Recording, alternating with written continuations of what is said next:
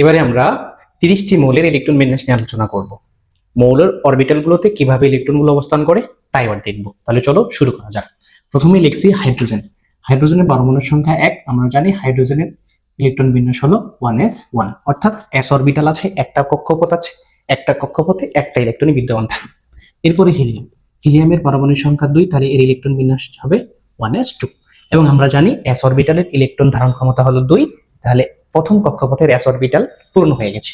এরপরে লিথিয়ামের ইলেকট্রন বিন্যাস হবে 1s2, তাহলে প্রথম অরবিটালটা পূর্ণ, তাহলে আরেকটা ইলেকট্রন যাবে দ্বিতীয় অরবিটালে, তাহলে সেটা হবে 2s1।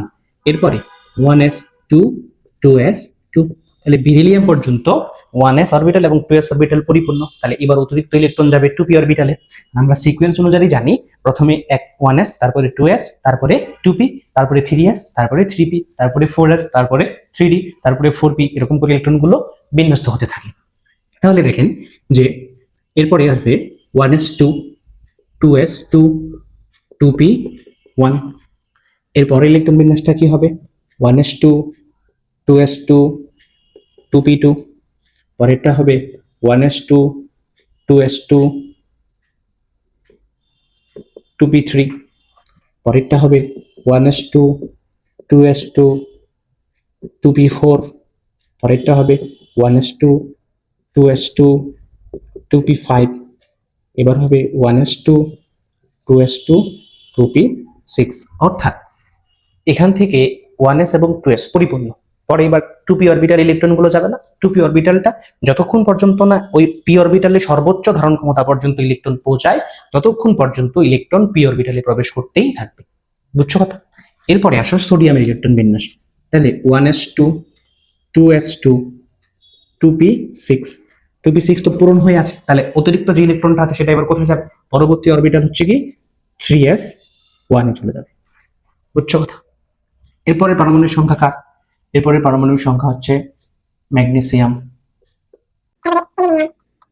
Silicon, phosphorus, sulphur, chlorine, argon, potassium, calcium, স্টেনিয়াম। তাহলে ম্যাগনেসিয়াম ইলেকট্রন বিন্যাস করলে কি দাঁড়াবে?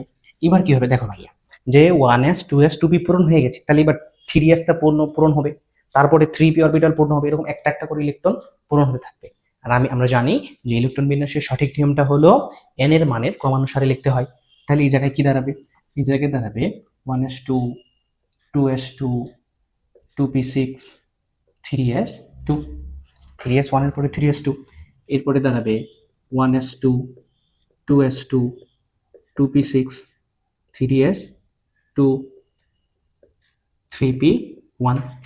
2 আর 6 10, সরি 4 আর 6 10, 10 আর 2 12, আর একে কত 13। এখন দেখো তো ভাইয়া, যে আমরা যদি টেকনিক ওয়েতে এতগুলো ইলেকট্রন বিন্যাস না করে এই 2p6 পর্যন্ত, এখান থেকে এইটুকু দেখো তো কার ইলেকট্রন বিন্যাস হয়? এখান থেকে ইলেকট্রন বিন্যাসটা নিয়নের ইলেকট্রন বিন্যাস না?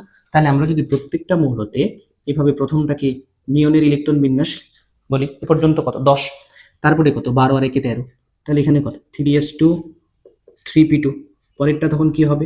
পরেরটা হবে নিয়ন 3s2 3p3, পরেরটা কি হবে? পরেরটা হবে নিয়ন 3s2 3p4। এটুকু মানে কি 1s2 2s2 2p6 পর্যন্ত না? এই পর্যন্ত একই না? এ পর্যন্ত একই হচ্ছে কেন? তাহলে এবার আমরা কি লিখতে পারবো? নিয়ন 3s2 3p5, পরেরটাতে কি হবে? নিয়ন 3s2 3p6 পর্যন্ত ক্লিয়ার? এবার আসো মজা, যে এখন দেখো আমরা যদি পটাশিয়ামের ইলেকট্রন বিন্যাস করি শুরু থেকে 1s2 2s2 2p6 3s2 3p6, এ পর্যন্ত আসলো কত? 10 আর 8 18, তাহলে আরেকটা ইলেকট্রন কই যাবে? এবার বলো তো 3d তে যাবে নাকি 4s এ যাবে? আমরা জানি 3d থেকে 4s এর শক্তি কম, তাহলে ইলেকট্রনটা কই যাবে? 4s এ। এখন দেখো ভাইয়া, এখান থেকে শুরু করে এ পর্যন্ত এই গোটাটাই কার ইলেকট্রন বিন্যাস? আর্গন ইলেকট্রন বিন্যাস না? তাহলে আমরা এই অংশটাকে এভাবে না লিখে আমরা যদি এটাকে এবার এইভাবে লিখি, যে পটাশিয়াম ইলেকট্রন বিন্যাস মানে হচ্ছে আর্গন, তারপরে আমরা কি লিখবো? 3d0 4s1, লিখতে পারবো না এভাবে? তাহলে ক্যালসিয়ামের ইলেকট্রন বিন্যাস তখন কি হবে?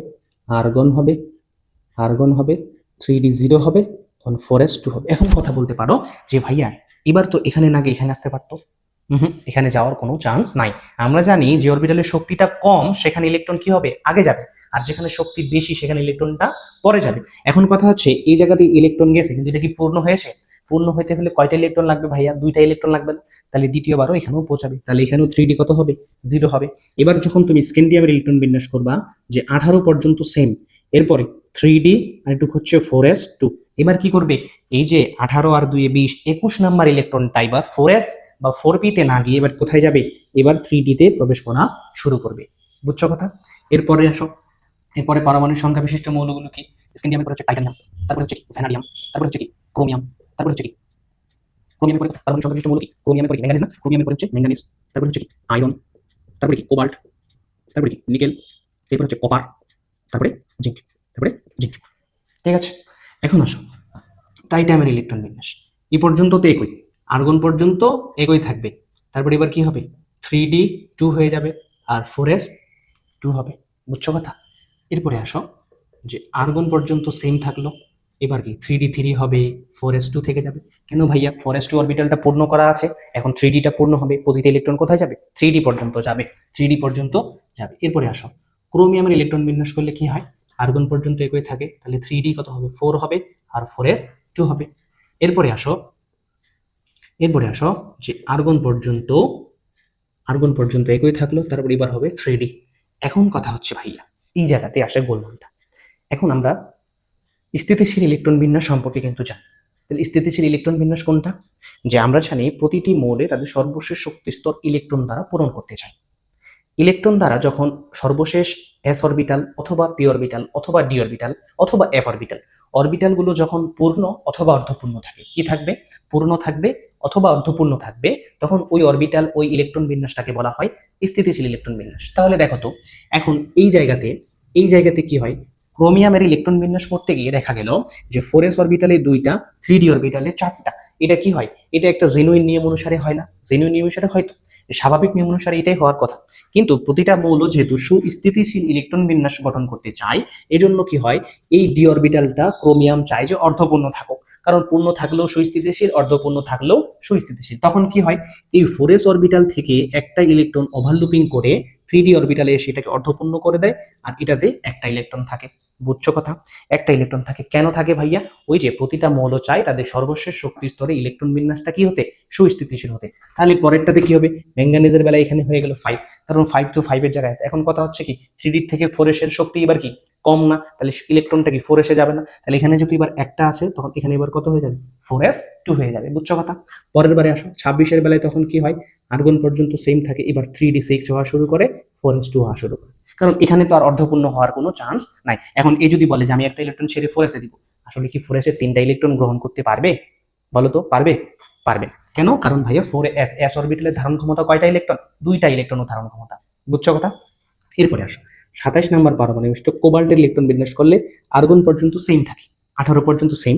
এরপরে কি হয়, 3D 7 এবং 4s2 হয়ে যায়। পরেরটাতে কি হয়, আর্গন পর্যন্ত সেম থাকে, 3D 8 হয়ে যায় এবং 4s2 হয়ে যায়।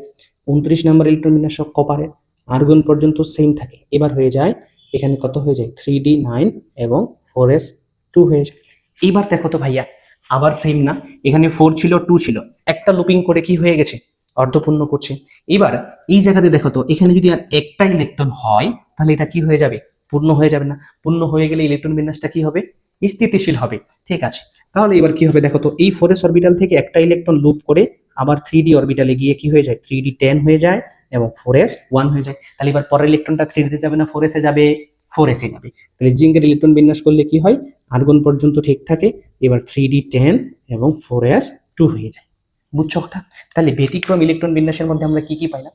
ব্যতিক্রম ইলেকট্রন বিন্যাসের মধ্যে হইল যে ভাইয়া পটাশিয়াম একটা ইলেকট্রন বিন্যাস ব্যতিক্রমে আসে, আবার ক্রোমিয়াম একটা ইলেকট্রন বিন্যাস ভাইয়া একটু ব্যতিক্রম আসে, এবং কপার একটা ইলেকট্রন ভাইয়া এটা একটু ব্যতিক্রম আছে। কি আছে ভাইয়া, প্রশ্নগুলো কেমন পড়ে, যে পটাশিয়ামের 19তম ইলেকট্রনটা 3D না গিয়ে 4s এ যায় কেন? ওই যে শক্তির ক্রম অনুসারে ব্যাখ্যা করবা। আবার কপারের, হ্যাঁ, 24তম ইলেকট্রনটা বা 23তম ইলেকট্রনটা এখানে কেন এইভাবে ইলেকট্রন ব্যতিক্রম কেন? কপারের বেলায় কেন ব্যতিক্রম, ক্রোমিয়ামের বেলায় বা ব্যতিক্রম কেন? এই দুইটার বেলায় ব্যতিক্রমী নিয়মটা হলো কি, প্রতিটা মৌল চায় সর্বশেষ শক্তি স্তরে ইলেকট্রন দ্বারা পূর্ণ করতে অথবা অর্ধপূর্ণ রাখতে। পূর্ণ থাকলেও সুস্থিতিশীল এবং অর্ধপূর্ণ থাকলেও সুস্থিতিশীল হয়। বুঝতে পারছো না? 1 থেকে 30 খুব সহজে ইলেকট্রন বিন্যাস করা যায়, এবং 1 থেকে 30 যদি খুব সহজ মতো পারা যায় তাহলে পর্যায় সারণীর যে কোনো মৌলের ইলেকট্রন বিন্যাস খুব সহজেই নির্ণয় করা যাবে। এবং আমি তোমাদের দ্বিপর্বের দুটো রুলস দিয়েছি, ঠিক আছে? ওই রুলস অনুযায়ী তোমরা ইলেকট্রন বিন্যাসগুলো, বড় বড় মৌল ইলেকট্রন বিন্যাসগুলো খুব সহজে করতে পারবে। এইভাবে লেখার কারণ হচ্ছে এতগুলো লেখার তো আর প্রয়োজন নেই, কারণ আমি জানি এই পর্যন্ত আমার নিয়ন পর্যন্ত আসবে, এই পর্যন্ত আমার আর্গনের সেম থাকবে। এখন এরপরে আরো হবে, আরো ওইভাবে সেম ভাবে লেখা যাবে। বুঝতে পারছেন কথা? আশা করছি 30টা মৌল ইলেকট্রন বিন্যাস খুব সহজ এবং নিখুঁতভাবে করা যাবে। ব্যতিক্রম হিসেবে 3টা মনে রাখবা, পটাশিয়াম, ক্রোমিয়াম, কপার। 3টা ইলেকট্রন বিন্যাস ব্যতিক্রম, বাকি সবগুলো স্বাভাবিক নিয়ম মেনে চলে। এবং কোন সূত্র মেনে চলে? অরবিটালি নিয়ম অনুসারে। অরবিটালটা কে দিছিল? আউটবাউন্ড নীতি অনুসারে, যে সমশক্তি তোমার বেশি শক্তির অরবিটাল গুলোতে ইলেকট্রন পরে যাবে এবং কম শক্তির অরবিটাল গুলোতে ইলেকট্রন আগে আসবে। বুঝতে পারছেন কথা? ঠিক আছে, ধন্যবাদ সবাইকে। আসসালামু আলাইকুম।